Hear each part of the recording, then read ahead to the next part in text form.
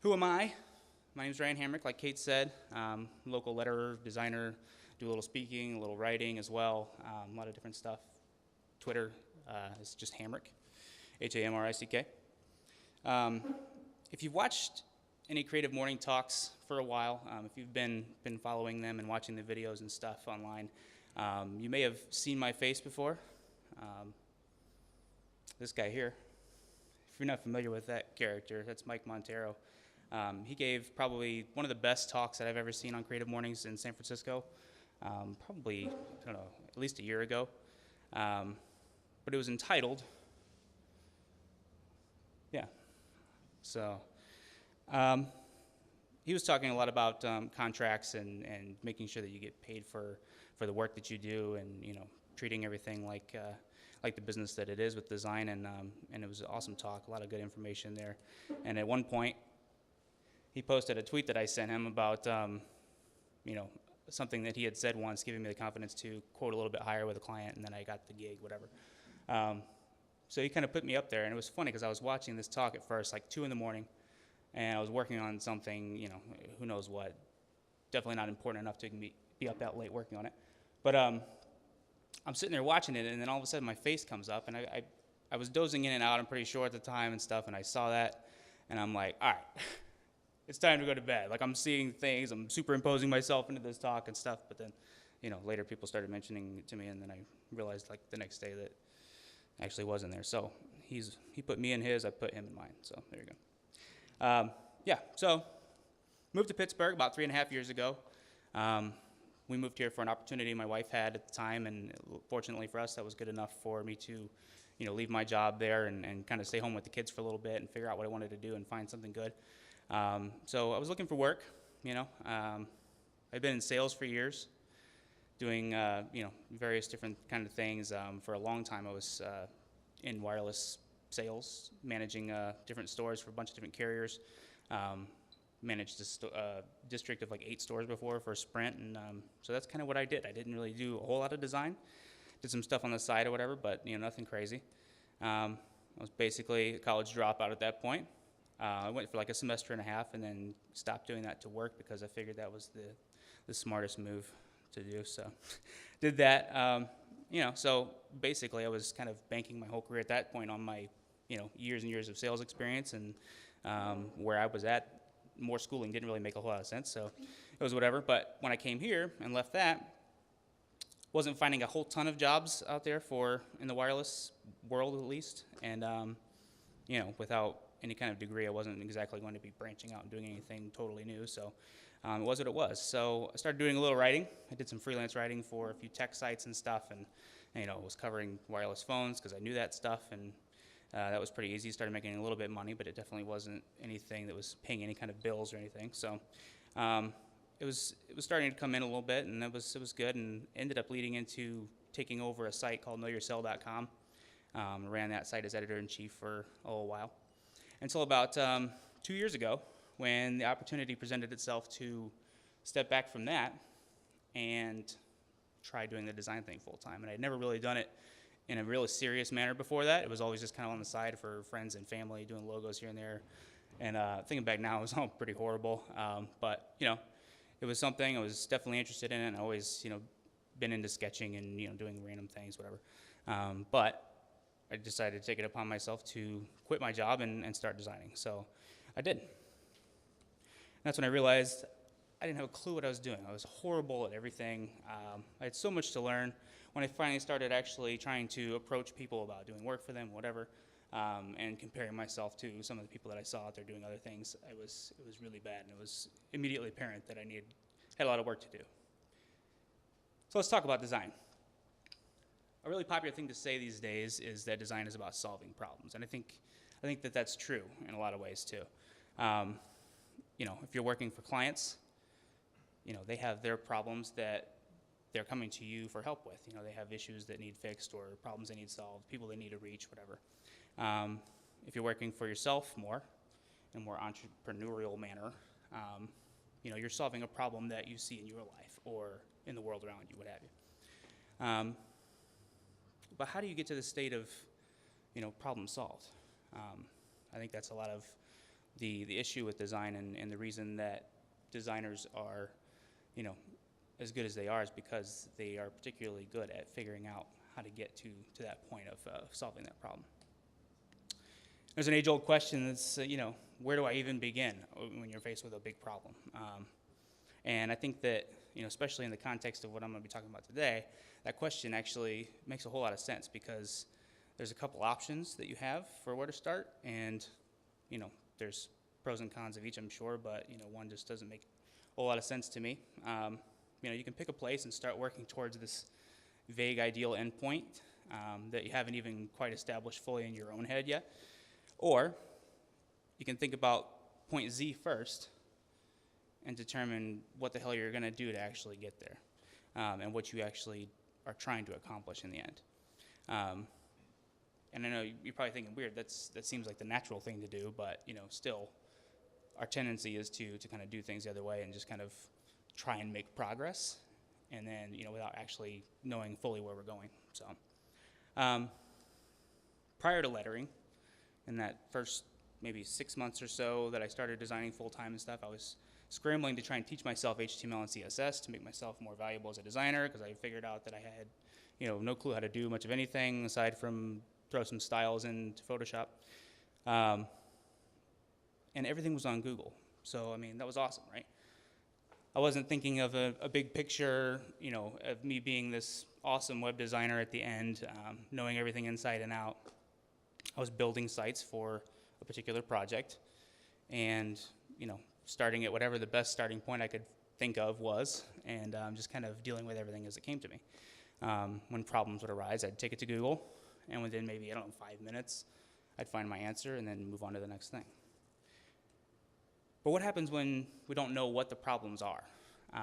It's easy to kind of go step by step through something like that, where, you kind of just deal with things as they happen to you and kind of learn as you go. But in other things, problems might not be that clear. You might not know exactly what it is that you need to do. So about a year and a half ago, I decided to try my hand at lettering. It was about the time I started using Dribbble more actively, and immediately I was drawn to these amazing hand lettering things that people were posting, like Simon Olander. That's how you pronounce it. Look that shit up. I asked him. Pronounced it wrong forever. Jed Palmer is another one that was just really influential to me when I was first starting out, and just really kind of getting me hooked on this stuff. Sergey Shapiro. I try to kind of do it in his style, but he's an awesome dude. And Rob Clark is another one. He does a lot of branding stuff, and if you've ever gone to a grocery store, you've probably seen about 100 or more of his work. So right away I thought, I've got to try this, and this is so cool. I love this stuff, and I'm not exceptionally good at anything else, so I might as well try this too. I know how to write. I know my letters pretty good, I think. So this will be fun. So I did. It was rough. When I first started out, and a lot of this stuff's on Dribbble too. I didn't take anything down. I was sharing it, and a lot of it's pretty ugly and embarrassing. But I've kind of gotten to a point now where I consider it a badge of honor kind of thing. So it's all there if you want to see how bad it is. But having seen these amazing works of others, my mindset was like, dude, if you write things in cursive, it looks awesome as shit. Like, what, why have I not been doing this? So quickly I found out that it was far from that simple, and that, just because you learn how to write cursive in school does not necessarily directly translate into being able to letter. And that was immediately apparent. So now what? I've tried this thing, and it turned out kind of horrible. But you know what? I had some serious fun doing it. So I wasn't going to stop. I had to get better. So I took it to Google. I thought, let me figure out how to do this stuff. I did it with HTML and CSS. I got a pretty good handle on that stuff. I'm responsively designing. Let me figure out how to do this lettering stuff. This would be fun. And then I immediately found out that there's not a lot on there for lettering, like nothing. You know, there's great sites like typeeverything.com and, you know, Designspiration and all that stuff where you can see awesome work by other people, and, you know, you can spend hours a day on Dribble looking at awesome lettering stuff, but nobody's telling you how to do it. Everything I was doing sucked, and I didn't know why. I was just jumping in and drawing cursive, and that didn't pan out so well. So, you know, things didn't quite look right to me, especially not like anything that my Dribble idols were doing. But yeah, when I started to think about it, I didn't know why. I couldn't figure out exactly why mine looked so different than theirs. I didn't know enough or anything about typography and the rules of it, and, you know, what makes something look good or bad, or, you know, really beautiful or completely illegible. So, you know, I had no idea what to do to make it work and how to make it more, you know, holy shit, this is amazing, and, you know, a little less like, you know, the garbage truck's coming down the road, don't let this sit in my house for another week. So, you know, I didn't know where to go. So I had to find out where to start learning. And for that, I had to go back to the end goal. I had to figure out just exactly what my end goal even was with this. So I went back and I studied those things that originally drew me in and got me so interested in lettering. And I started digging deep and looking at every curve to find out, you know, just what the hell it was that made that swash look so much better than mine, and why I couldn't do that, or at least wasn't doing that. So once I felt like I had a few things that I thought might explain some of the disparity between my work and theirs, it was time to go a bit further backwards and start taking a closer look at those things, okay? Like, you know, where's the best place to transition from thick to thin when you're working with type with contrast? Does that change per letter? Like, is it different with every one? Why and how do the angles of each of the swashes relate to each other to make the piece more beautiful? And do those axes of those swashes need to be parallel? And right, holy shit! Like, this is some crazy stuff, and I didn't know what was going on. So I needed to figure out these individual things that I could focus on a little bit more to get a better understanding of why they were doing this and it was working and I wasn't. I had this collection of things now that I knew I'd better figure out if I wanted to get any better at this and get to a point where I was actually happy with what I was doing. Because I loved what I was doing, I loved the process, but the results were like, this is not what I was going for, and this is not what I saw in my head. So again, it was time to go back even more and start formulating a plan and finding these specific resources that I needed to acquire these individual skills. And you know, these are the things that I determined were going to help me get better. So I needed to find, you know, specific sources to learn those things. You know, for instance, my Bezier curve point placement was apparently like really stupid. So here's this Illustrator tutorial that's, you know, how to do a fun aardvark cartoon or something like that. So let's check that out. Let's see what they're doing to place those points and stuff and where they're putting them. My swashes. They look like the dead worms on your driveway after a rainstorm, right? So it's like, okay, that's not good. Like, obviously that's making it look like total shit. So what am I gonna do to fix that? Here's this amazing book by Doyle Young packed with, you know, all these amazing examples of exactly how this stuff is done and what it's supposed to look like. So I got that and I checked that out. I was looking at those things and trying to figure out, you know, what's different here than mine. One book in particular that's awesome is Dangerous Curves, if you're interested at all in lettering. It's not like really a big lesson or textbook kind of thing, but the examples in there go through so much of his process that it's just, you know, you just glean so much information from it that it's ridiculous. So if you're interested at all, I would definitely check that book out. And before I knew it, these bits and pieces that I applied a little bit more effort into figuring out started showing in my work, and things started clicking a little bit. And as time went on and I practiced more and more, those little things that I was completely missing before started to become habits. And I didn't even have to think about them anymore. Not only that, but I got a lot better at pinpointing new problems and being able to research them, learn about them, and then fix them a little faster. And by looking at things with a broader scope, I then had a much more sound idea of what, to me at least, constituted, some nice lettering. And that was important for me because, I saw these guys, and this was awesome. And I saw my stuff, and I'm like, throwing up in my mouth because it was bad. And I think this method can be applied to solving a lot of problems in our lives, or, learning anything that you want to learn. If you look up backward design, actually, just Google it. I'm a fan of Google, obviously. I have 2 slides with them on it. It's actually a term used to refer to a method of curriculum planning in education. And basically, it's the same concept. You set goals up front for where you want to go, where you want to end up, and what you want to have accomplished and learned. And then you establish checkpoints, or milestones, if you will, to guide you along the way. And then you go back further and design the course material and activities in a way that directly progresses you to that place that you want to go. And I think the fact that a lot of institutions now aren't taking this approach to designing their curriculums and stuff is a big part of what's broken in education right now.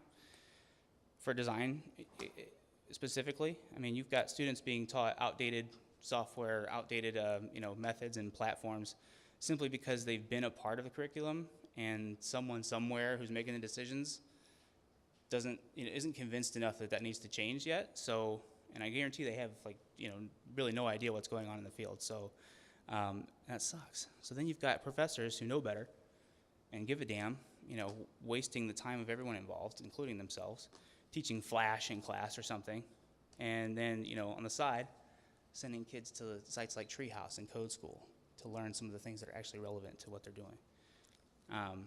I got a chance to meet Josh Long, who's editor at Treehouse a couple weeks ago in Georgia.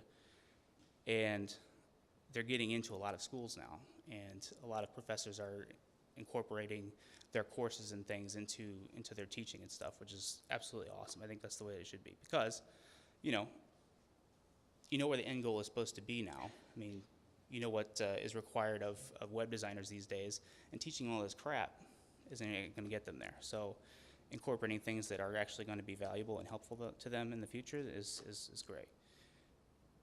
And how long before everyone realizes there's this huge middleman in the middle who's expensive as shit and doesn't do anything really for them other than give them a piece of paper at the end? I mean, these kids are going to start saying, okay, well, not only is this thing you showed me on Treehouse there, but so was all this other stuff. Like, what am I paying for? And it's just a matter of time before, people realize that they don't need to pay and go to school to get links to Treehouse, So, I mean, whether you're teaching yourself something, or maybe you're designing curriculums for education purposes, for college, or whatever, or whether you're just generally kicking ass and solving problems, it's never a bad thing to take a long, hard look at where you want to go, and then figure out the best way to get there. Our jobs are to help clients progress with their business, or to progress, the way things work around us in the world, or just to progress ourselves. I mean, that's our job too. And the best way to do that is to know where you're going, and then move backwards to help build the roadmap to get there.